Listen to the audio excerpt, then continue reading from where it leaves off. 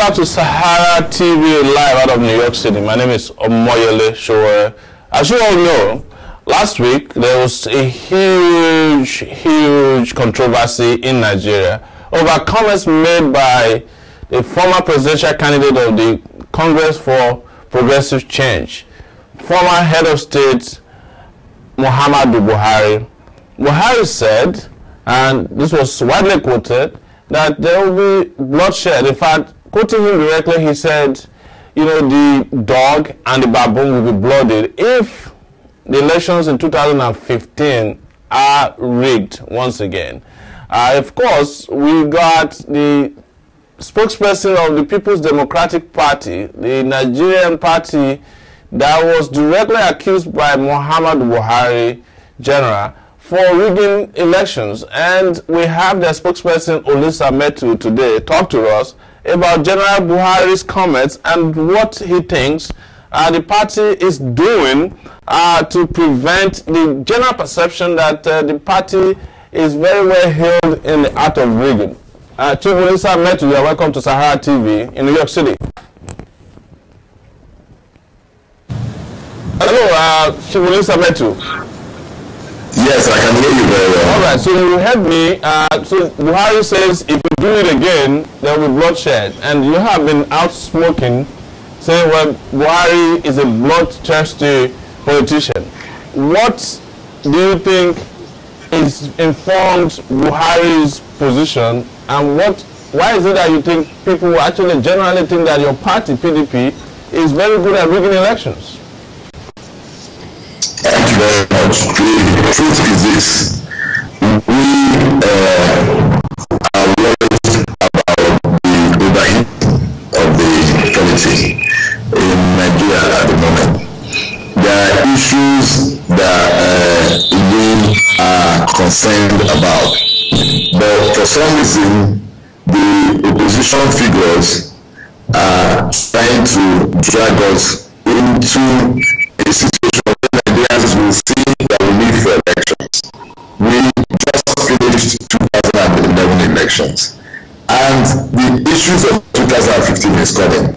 Nigerians don't live from election to election. We have to run the government. Things have to be created. It's a massive distraction on the president, on the government, and the party in power if we keep on talking about election to election. That was the first point that we had. The first point that we had with what the former head of state said. But most importantly, on the issue of the election that we had, there is no way you can be insisting or saying that PDP rigged. Where did we rig? I was National Vice Chairman of Southeast. Speak louder into your system. I think we are losing your audio. I was the National Vice Chairman of PDP Southeast for 4 years. During the election, the general never came to Southeast except once. One day he passed through Onitsha. He stopped and did a campaign in Onitsha, in Anambra, and he didn't spend the night, and he did not go to any other state in the Southeast. How are they going to vote for him? In the Southwest, how many places did they campaign? How are they going to vote for him? In the North, let's take it this way. He's saying we had recorded cases of undervoting. People that were not up to the age of voting were voting in the North. We have not made a mountain out. We have not really had that issue because we won the election and we want to focus on governance. Now, when you start creating the impression that the only thing PDP can do is to rig the election, you are now presupposing, you are telling your people, you are telling your supporters who are not educated, who are not enlightened, that 2015 election, no matter how it's conducted, that PDP has rigged it. You're not putting in their mind that no matter what it is, as long as we win the election, we have rigged the election. And you are priming them, you are instigating them to revolt, you are instigating them to cause violence and mayhem because we won the election. So why preempt violence? Why preempt the outcome of an election? Why can't the opposition, as it's done in every place in the world where you are and other developed economies, why can't they say, on this issue, what the president has done or what the party is doing is not proper? And then we suggest that the party, this is our own thinking. We don't have any alternatives. We don't have anything from this. Well, let's put it this way, Chief Olisa Metuh. Can you hear me? Can you hear me for a second? The question is not whether Buhari campaigned or didn't campaign in any part of the country, as much as the perception that your party has been very well widely known for rigging elections. It has been proven by several court judgments that you rig elections. There have been governors of the PDP thrown out of office because they were accused of rigging elections and manipulating the electoral process. And so this is a wide perception. It is not, in my view, Buhari's view alone. You also knew that the ACN came out and supported Buhari's position. As a matter of fact, the National Security Advisor at SASI did say in Delta State that the problem with Nigeria is that the PDP plays a very different kind of politics that promotes violence, and that is what is responsible for Boko Haram. And also, lastly, this week, it was revealed that in Edo State, for example, where elections are coming up, there are fears already that the PDP is trying to manipulate the election. So this is the general perception that your party is very good at rigging election. Do you accept that this is a major perception problem because of maybe the size and the characters involved in your party? I think in order to answer you and put these things into proper perspective, you have to understand that being in power, being a party in power, you tend to receive a lot of criticisms, a lot of attacks. It happens everywhere. It's happening to Obama, it's happening in Britain, it happens everywhere. The president of France just lost election. Immediately, consequent upon the global downturn, all the governments in power in the whole world have been suffering all kinds of attack. PDP is not immune to it, and we're not different. Now, on the issue of rigging elections, we have been winning elections. And because we've been winning the election, you can always insist that we rig. As a Nigerian, and in order to be truthful, I can't concede that in the past, because we're developing economy, we're developing democracy, yes, elections were not perfect. There were challenges, there were issues, there were things that were not perfect with the electoral system and the elections. But the President Yaradula and to extension, President Jonathan, they have reformed the process. The elections we had in 2011 are adjudged to be the best that we've ever had in the history of this country. We've never had any election, any concluded election in the history of this country that has been more acceptable than the 2011 election.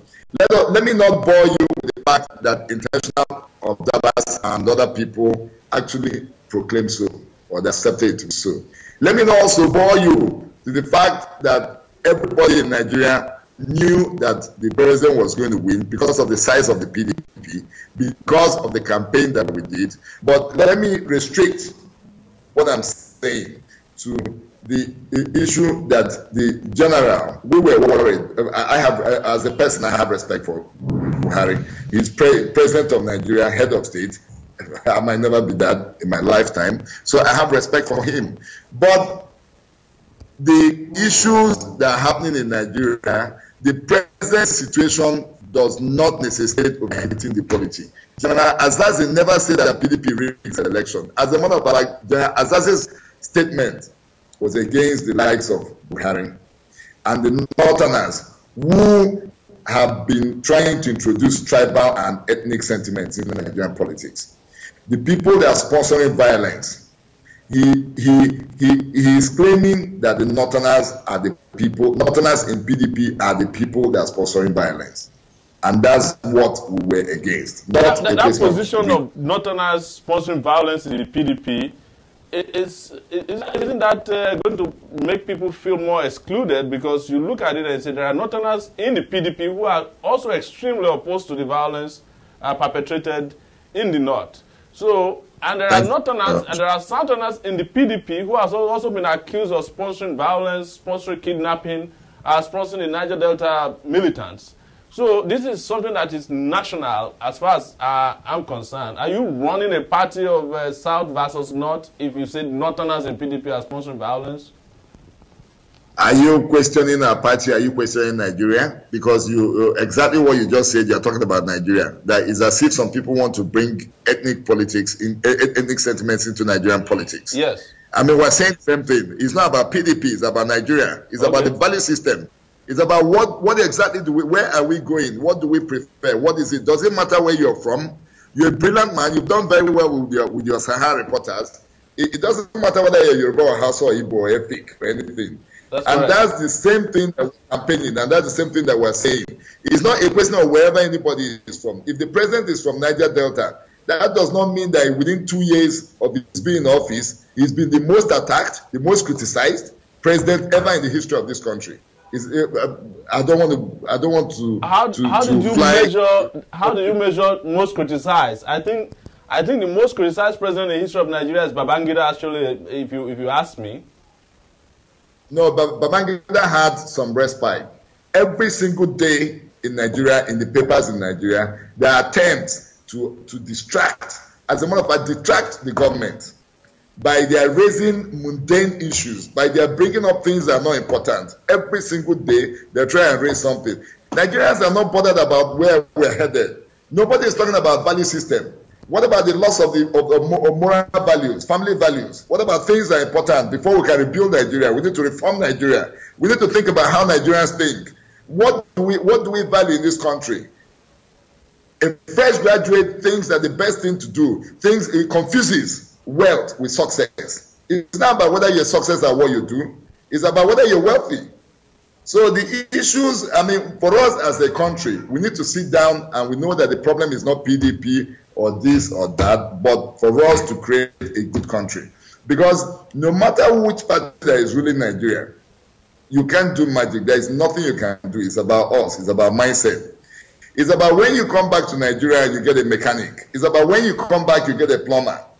It's about your driver. It's about everybody.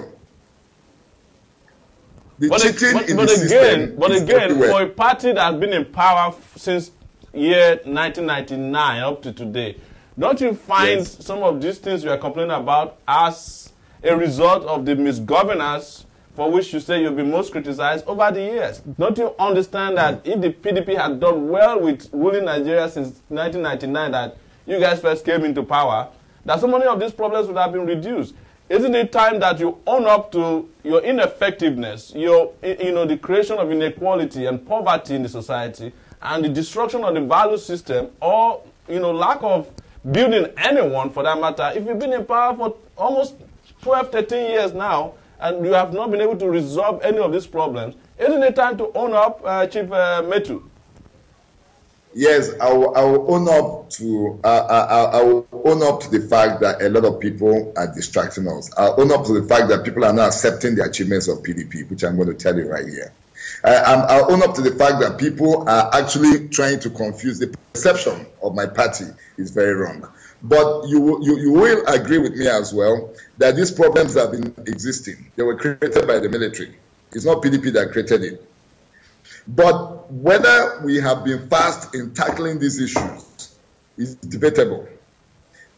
I will want to see a quicker approach, a quicker resolution of these things. I will want a situation as a Nigerian, as a citizen, as someone that's got family, as someone that's got people. I have relatives, I have relations, I have dependents, and I know what I go through. So as a human being, as a Nigerian, I will expect and I will want a quicker resolution of it. But in order to have a quicker resolution, we need to be focused and we need some peace and we need some respite. We don't need people to be overheating the polity. We don't need people to be sponsoring violence. We don't need people to be arranging journalists to be attacking us. We don't need a particular individual to own 3 newspapers in Nigeria and be sponsoring attacks every day. We don't need people to be paying journalists to be fighting PDP. We don't need people to be painting us black so that we can do that. On the achievements of the party, we have recorded monumental achievements in the 30 years that we've been in office. But because in the past, we have never bothered, I think because the PDP is a big party, because the PDP is a huge party, it had arrogance of power, it had arrogance of knowledge. And maybe PDP had felt that they were unshakable. Nothing could happen to it, but not the same anymore. We want people to like us. There's now a rebate that is being championed by a new national chairman, Alhaji Bamanga Tuko. He wants to do a rebate of the party. We want to present ourselves in good light to the people. We want to publicize and propagate our benefits and achievements so that Nigerians can have respect for us, so that Nigerians can actually feel that we're human beings and they can have respect for every single thing, that they can acknowledge what we have done. The idea that a PDP official is a corrupt individual or a crook or is not a Nigerian, I mean, we want to fight such. We want to change it. So there are so many issues that we want to change. But first, permit me to tell you about achievements. First of all, the issue of free and fair election is a huge achievement. But I think the biggest achievement the PDP has done in the past 13 years is providing strong national leadership in terms of building a united country. Keeping Nigeria one has not been easy, in spite of the distractions. Chief Metuh, are you convinced that your party has been able to build a united Nigeria? Are you saying that even as things are fractured now, you are convinced that your party has built a united Nigeria? Can you really call the Nigeria you have in front of you today as a united Nigeria? I mean, be honest with yourself. This country is falling apart. No. The fact that we have a few individuals who are sponsoring sectional interest or special or ethnic programs does not mean that overall the Nigeria is not united. Everywhere in the world, I mean, people, you have some misguided elements who want to destabilize. But as a country, for my special assistant media is a Northerner, Ali Alkali. My confidential secretary is from the Southwest. The other person is from South. That's a united Nigeria. I had a choice. These are my personal staff. I can pick everybody from my village. But I'm trying to show you that a lot of people in Nigeria, there are people that live in Lagos and they have Igbo people that work for them. There are people that live in the north and they have Yoruba people that work for them. We are still a united country. And the fact that we've kept it together, PDP has kept it together, is a major achievement. Now we have addressed the security problem in Niger Delta. Now the PDP has provided strong environment for the development of the communication industry. You cannot question that. We have reformed and restructured the port sector.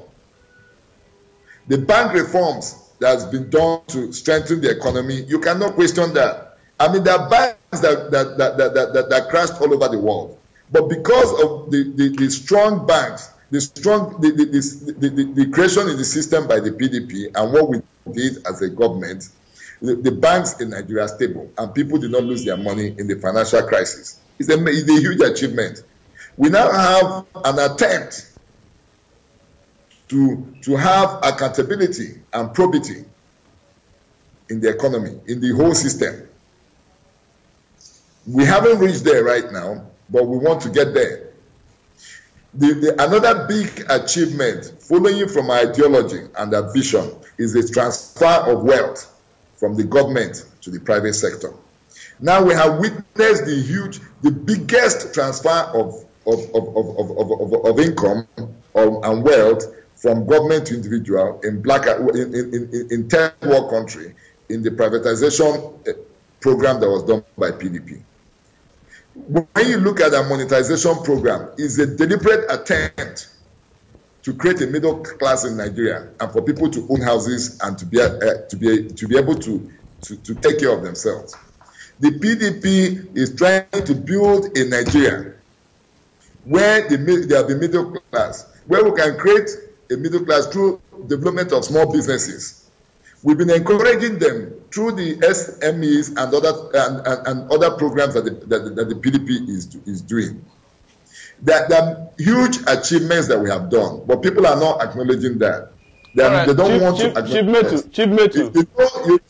You know, apart from contributing millions of jobs, the gross domestic product, GDP of Nigeria, has moved from $170 billion in 2005 to over $500 billion this year. Chief Metuh, can I just ask you a few questions? Can I ask you a few questions in view of the achievements that you have read to us? Before you ask the question, these achievements are exactly what I want the journalists, the opposition figures. Yes, absolutely, absolutely. I'm sure journalists have. I'm sure as a journalist, not issues of Boko Haram, of religion, yes. Not issues of discrimination, not issues. Let us talk about national development. Let's bring it to national discourse. All right. Well, the achievements you have mentioned are very impressive, if you ask me. But it seems as if yourself and a lot of our citizens are living in two countries. For example, I'll give you the example of electricity. You know, after the PDP spent billions of dollars, the country has had more darkness than it's ever had in its history. There's corruption. You all know, and we know, that some members of your party were involved in the whole fuel subsidy scam that cost Nigeria $6.8 billion. Election rigging has become a hallmark of your party, as you admitted earlier. There's insecurity in the country, both in the north and the south, with Boko Haram. We've just read about stories of kidnapping and killings and armed robbery all over the country. In Delta State, in River State, there was a group of armed robbers that were going with dynamite to rob a bank that died in an accident 3 days ago. As we speak, Nigeria is broke. Your party is planning to borrow $7.9 billion to finance capital projects. And the transfer of wealth you are talking about has mostly happened through corruption. So how do you call this monetization that has led to more corruption? How do you say these achievements, Chief Metuh? Are we reading the same country? Are we living in the same country? Are we listening to the same channels? Or are we just too disconnected to realize that these things are happening? Thank you very much. The most important thing that I want to do here is for us to communicate. Absolutely. That we are listening. Is to communicate. And we appreciate this, by the way. We appreciate that the PDP that we wants to open to improve. We are not perfect. We are open to improvement. But the most important thing for me to communicate with you, for me to get PDP across to you, is for me to be truthful and honest and to try and discuss with you. Yes. Now, on the issue of power sector, I will concede that mistakes were made. Mistakes were made when PDP government of President Yar'Adua came in, and instead of continuing immediately with the ongoing power developments and the reforms that were started by the President Obasanjo, because of this issue of corruption, because of reported cases of corruption, alleged corruption, we wasted 2 years in trying to probe that sector. That led to a lot of confusion, loss of time, loss of resources, and loss of the equipment that did not go. So that affected the development of the power sector as programmed by the PDP government. I must concede that. But at the end of the day, we could not justify, or the issue of corruption was not well proven. So this is a mistake. It was a mistake, because looking back on it, I don't think the government would have done it if they know what they know. I mean, judging from what happened, it would have been a continuous process. Maybe by now we would have achieved a target of having uninterrupted power supply in Nigeria, and Nigerians would at least give us acknowledgement on the issue of power. But right now, the moves being made, there are programs by this present government to ensure that in the next 18 months that will have improvements. The Aloji power plant is being powered in the next quarter.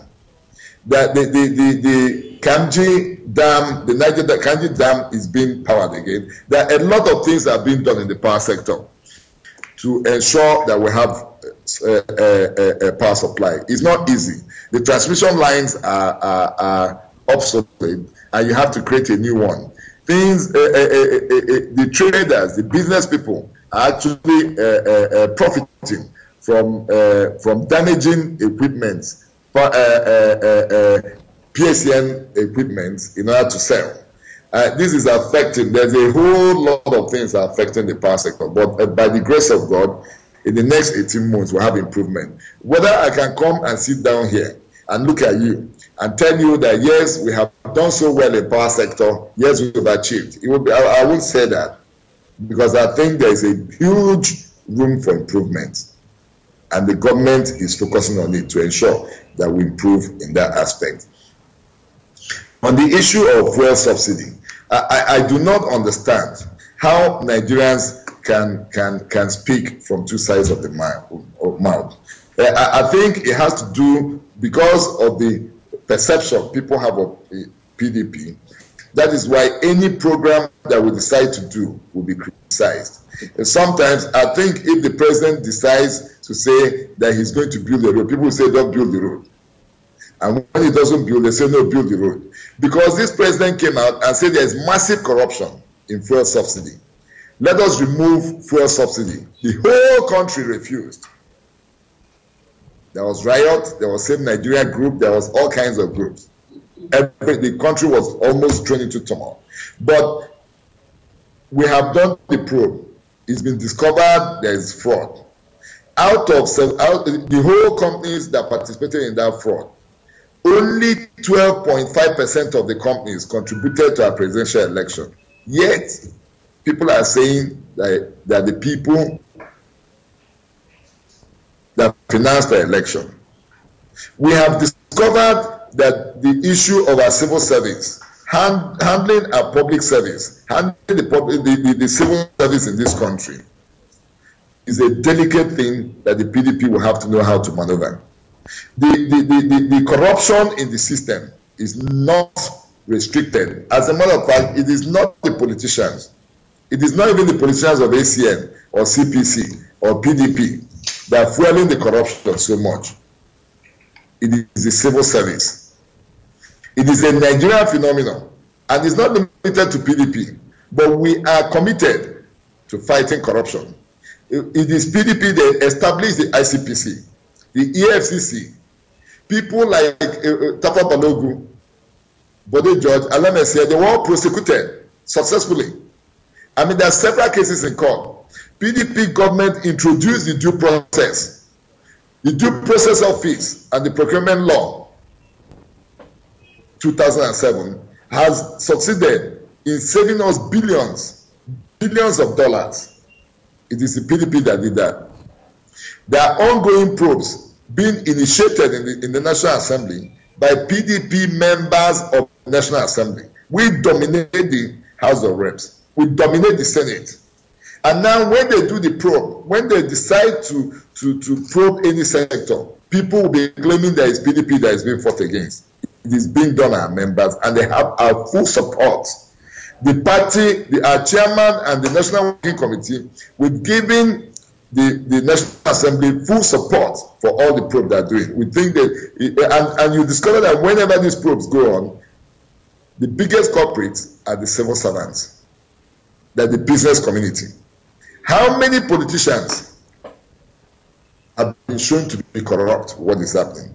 But the first thing that you do is when Olisa Metuh comes, even when I have challenges of paying for school fees for my dependents, when I have challenges of some needs, some personal needs, he's a corrupt man. He must be very corrupt because he's in PDP. But we have family values. Nobody wants to know about that. So on the issue of security, we have huge problem, challenges. Not only because of the Boko Haram, not only because of what is happening in the north. In the south, we have kidnappings.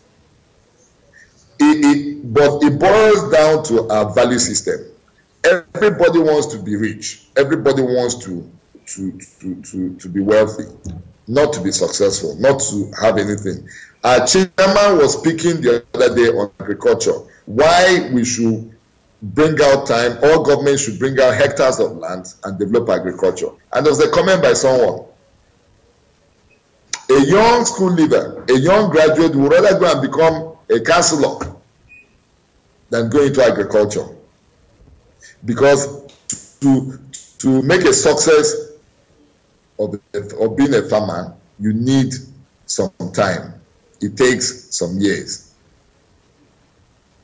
But because of our value system, because of what is happening in Nigeria, we are not really ready for it. We are not prepared for it. We want quick fix. That is responsible for the security problem. No matter how much we spend on security in Nigeria, if we do not fight, if we do not try to change the value system in Nigeria, we cannot make so much progress, especially on this issue of kidnappings. It's a very, very fast way of making money. Yes, I think... I said there are two other things that you raised, if you yes. permit me to answer. You talked about Nigeria being broke, and I laugh. Yeah. What is your parameter? If you are frugal, does it mean that you don't have money? When you're stingy, when you don't want to bring out money, does it mean that you're not wealthy? How is Nigeria broke? What about external reserve? How much do you think we have? We have decided as a deliberate program to be financing some projects by borrowing. And we are participating, we have private people, private partnership with the public sector to ensure that our capital programs and projects are financed and are performed at the best rates. That is saving Nigeria a lot of money. It does not mean that we are broke. There is no country in this world that does not finance capital projects by borrowing. Why is it that when we do it, it means that we are broke? We don't even owe as much as any other country. I mean, we are the least, we are the seventh least indebted country in Africa. So you talked about the transfer of wealth that is mostly due to corruption. Which of them is the corruption? Is it the privatization or is it the monetization? There are civil servants, there are people who have been in the service for a long time that bought houses that they could not have afforded, they could not have had if not for this monetization. A lot of people have benefited from the program. It's not about corruption. My uncle, who is a retired Metuh, because we are running out of time, Chief Metuh, because we are running out of time, you have admitted some of these things yourself, and you know that you're talking to Sahara reporters. We actually document corruption on all sides. We document corruption about monetization, about privatization, and our judgment, and the judgment of our readers, and what we know, as a matter of fact, and we have reported over the years, is that the privatization thing, of course, you all know that you were selling national assets to yourselves and stripping it. This is not hidden fact. Monetization did not work. It only worked for a few of you who just buy government houses. Like you have the former speaker, Bankole, who bought his private residence for 40 million, and he was going to rent it back to the present speaker for 40 million per year. You know, if somebody who was speaker for a few years who was able to buy Nitel through using the National Assembly's account as collateral. These are things we know, Chief Metuh. And we just, you know one thing I want to quickly say before you respond. Let me tell you something. I have respect for you. Yeah. But there is something that you don't do that I want you to start doing.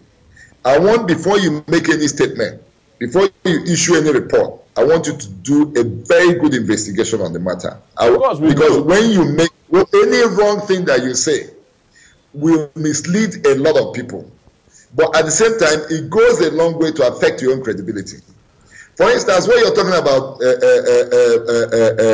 Dimeji Bankole, is totally false. He did not buy the property for 40 million. Yes. He did not buy the property for 40 million. That's one. Two, Dimeji's family, his father is a billionaire before he became a politician. Where was he a billionaire? Where was he a billionaire? Excuse me, sir. I want to make a point here. Go ahead. He can buy some of these properties. We have monetization, and the government has decided that the private residence of the speaker will be in the National Assembly, not the National Assembly quarters. And we're already building it. A contract has been awarded for the speaker's house and even the deputy speaker's house. If they are now decided they should sell the former one, how is it a deliberate program to enhance corruption? If you are selling below market value, that is corruption. The government earned over 400 million naira from that sale, and you're speaking to the whole country, to the whole world, and you're saying it's 40 million. No. Can you, Chief Metuh, provide the public? Look, can you listen to me for a second? Can you listen to me for a second? We have the EFCC, an organ of Nigeria federal government, charged the speaker to court, saying and presenting in public that he used the National Assembly account at the UBA to stand surety to borrow money to buy the office in Lagos, the Untitled office in Lagos. And you are sitting down here telling us that his father was a billionaire and he could afford to buy the property. No, excuse me. It was available in public in a federal government high court in Abuja. He borrowed money to finance the projects of National Assembly. Using the account of the National Assembly. This is on record. No. The EFCC chairperson said it. EFCC prosecutors said it. So what is there to hide? What is there to deny, Chief Metuh? I am not solicitor to Dimeji Bankole, but I think you're doing him maybe there is something else. But your facts are totally incorrect in this matter. These are court records that I'm reading to you. These are court records I'm presenting to the public, and you are denying with a bold face. Chief Metuh, I want to say something to you quickly before you go. Let me ask you, am I at liberty to answer, to present my own side, or to present the correct fact? I just wanted us to... Or should I listen to you? Yes, I just wanted to make a point here on SaharaTV that we appreciate that your PDP is even bold enough to come on air. And we hope that we continue to have you on air because we want to talk to other parties who are waiting to talk to us. We are going to ACN and we'll be talking to the CPC. But I want to give it to you as a credit that you actually have the courage to come up and tell us what you told us today, even if most of them are lies. We have no problem. The only problem we have, we think that we are unduly being victimized. We are unduly being harassed. We are unduly being intimidated. There are a lot of lies being told about PDP. There are a lot of falsehood that are being spread. We know we are huge. We know we are big. But being big should not be a disadvantage in such a way that people will be telling lies. And is it because of it? Is it envy? Is it jealousy? Is it what is it? Yes, in the past. I admit again. There's been arrogance of power. But that arrogance of power has gone. Yeah. So I don't think you people should keep attacking PDP. I read you. No, if we're going to be attacking PDP, we wouldn't even have sought to speak with you today. Most Nigerians are seeing you for the first time. They are seeing a PDP official actually come on independent media or citizen media, and we appreciate that. That's what the point I wanted to make to you. That let's keep talking. Keep hearing from Nigerians. You have agreed that you have had in the past some problem of arrogance of power. This is where we will help you cure some of it by making sure that we present facts and figures to support the fact that your government or your party has not been doing too well.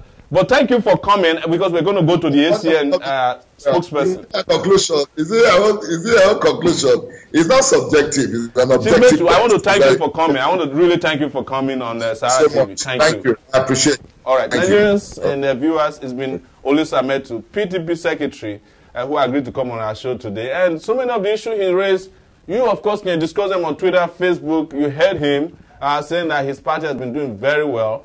But, you know, we have a very, very serious disagreement with him. And we've had that argument and debate on the show today.